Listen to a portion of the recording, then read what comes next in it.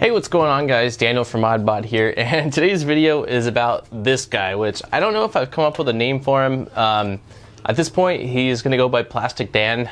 If anyone has a better idea for a name, let me know in the comments down below. I'm sure you guys can come up with something more creative than that. But this is a scan that we did at my work. We took a scan of like my upper torso area and up to my head, and we printed out a miniature version at work, which I thought would be funny for prank purposes, really. And then I thought what would be funnier than a tiny one would be a life-size scan of myself. The potential for pranking is just way more when you've got something that's actually resembling life-size. So it's not quite life-size, but it is close. And so ever since I printed this guy, I was the one planning on using it for pranks, but some really kind of like bizarre things have been happening. I'll just show you guys some of the footage so you guys can kind of see what's been going on. Oh, I'm so glad to finally be home, babe. Hey. Honey? What the hell? Hey, baby, I'm gonna run to the store. Do you want anything for dinner? Babe?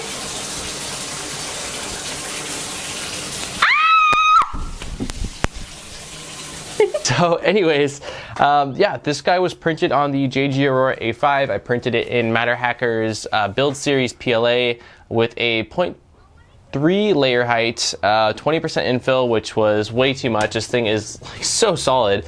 I could have done it a lot sooner than that, or a lot quicker than that. The first time I printed it, 3 hours in, I ran into an issue with a jam right around the lower portion of the neck. Then I started a second print after swapping out the nozzles, and that went really well up until right here, which I'll show you guys a close-up of it. But I woke up at 4 in the morning on last Monday, and there was like stepper motor skipping sounds. So I turned on my light and I paused the print.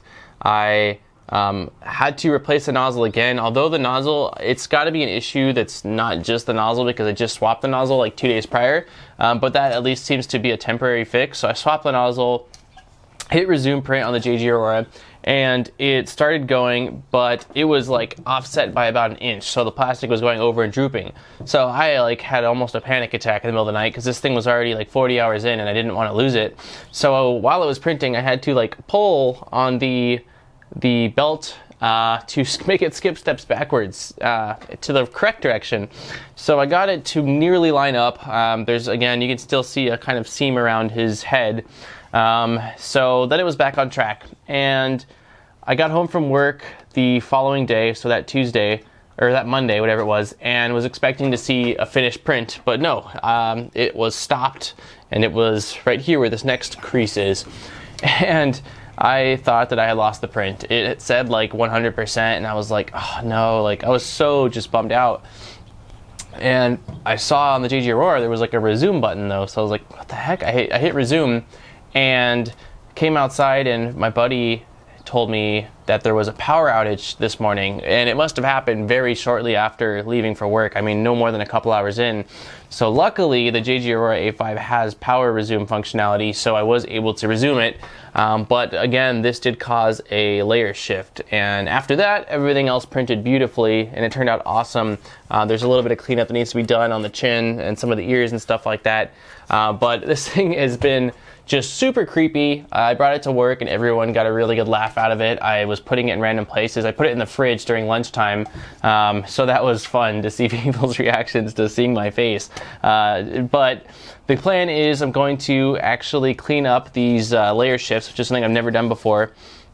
And also I'm going to paint it more of like a natural flesh tone, because then it'll be, I think, even a little creepier and will be perfect for pranks. So we're going to go ahead and do that. So this is what I'm going to be using to fill those gaps from the layer shifts that were on the 3D printed Plastic Dan.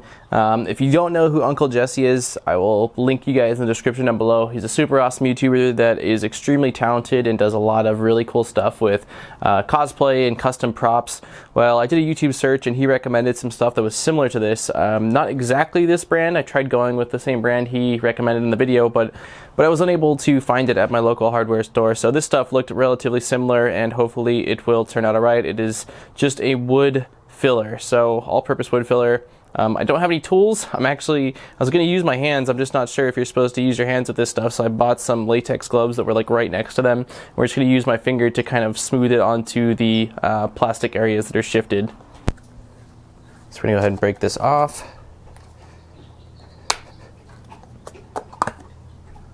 There we have got the woody goodness, and I picked up some gloves. So we're gonna go ahead and throw on some of these disposable latex gloves and hopefully be able to smear this on my head.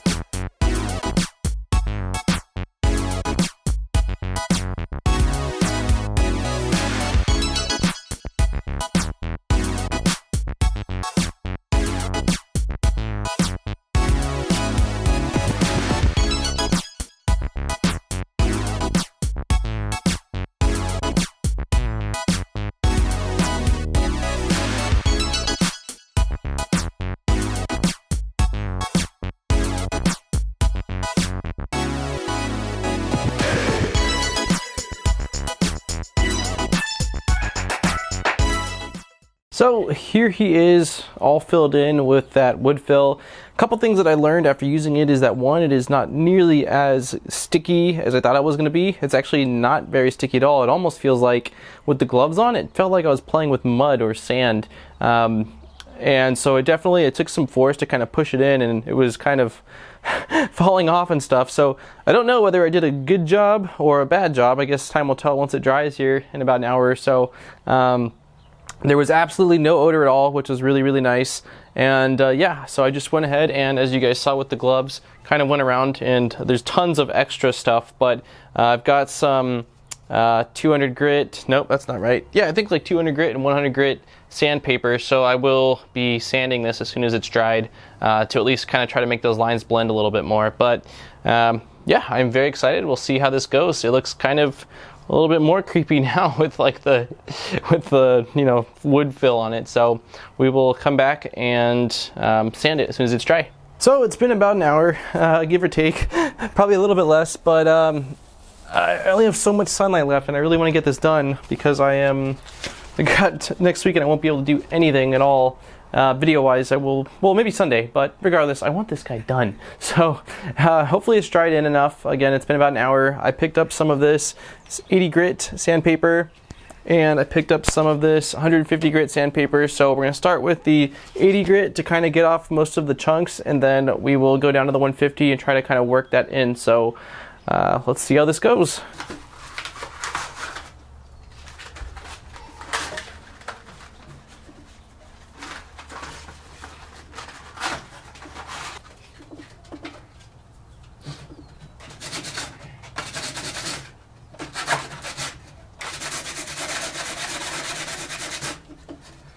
All right, well, here it is.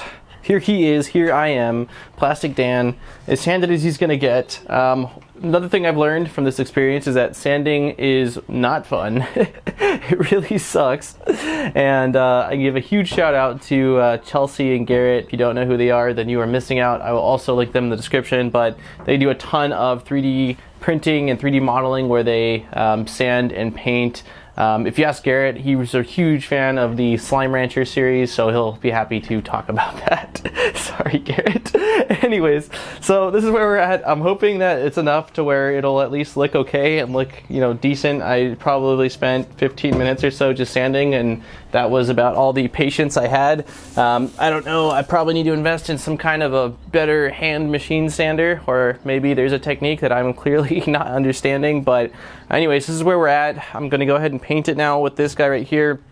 It is a Rust-Oleum paint and primer, kind of like a, I don't know, opaque, does it have a color on it? Gloss Ivory is the color we're gonna do. So let's go ahead and do a couple coats of this, and hopefully we will look okay and you will not be able to see the lines so much through, but yeah.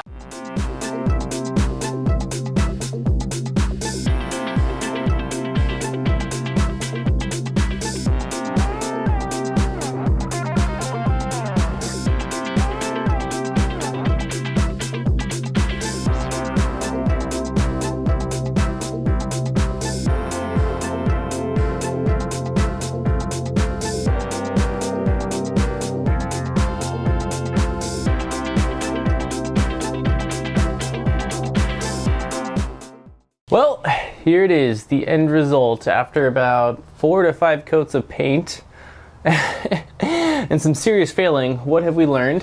We've learned a few more things here. We've learned that 1, if it's breezy outside, definitely don't use spray paint. We've learned, number 2, to use a lot more filler. I was way too generous with that wood fill. I should have caked on a lot more of it. So that will be something I do next time, along with probably picking up some kind of like an automatic hand sander, especially for something this large. And lastly, the epic fail, number 3, was that this thing doesn't have the best of balance. Well, while I was spinning it on about coat number 3, it toppled over, rolled off of the cardboard I had it on, and landed in the wood chips. So everything went fantastically, as you can tell. But yeah, either way, I think the end result looks pretty cool. It's definitely, you can still see the lines on his head, or on my head. So we will leave that as the battle scars of the great battle of 2018, where we had to print this and not everything went so well. So yeah, I'm pretty happy with the end result. Of course, there's always, again, room for improvement on the next time, but overall it was an extremely fun print, and I still plan on having a ton of fun with this. So let me know what you guys think in the comments down below about this, and whether you enjoyed this video or not. And again, if you've got a clever name for Plastic Dan, we will maybe vote on the best name. But I hope you guys all had a fantastic weekend and a week, and I will see you guys in the next video. This has been Daniel from ModBot, and I am out. Peace, guys.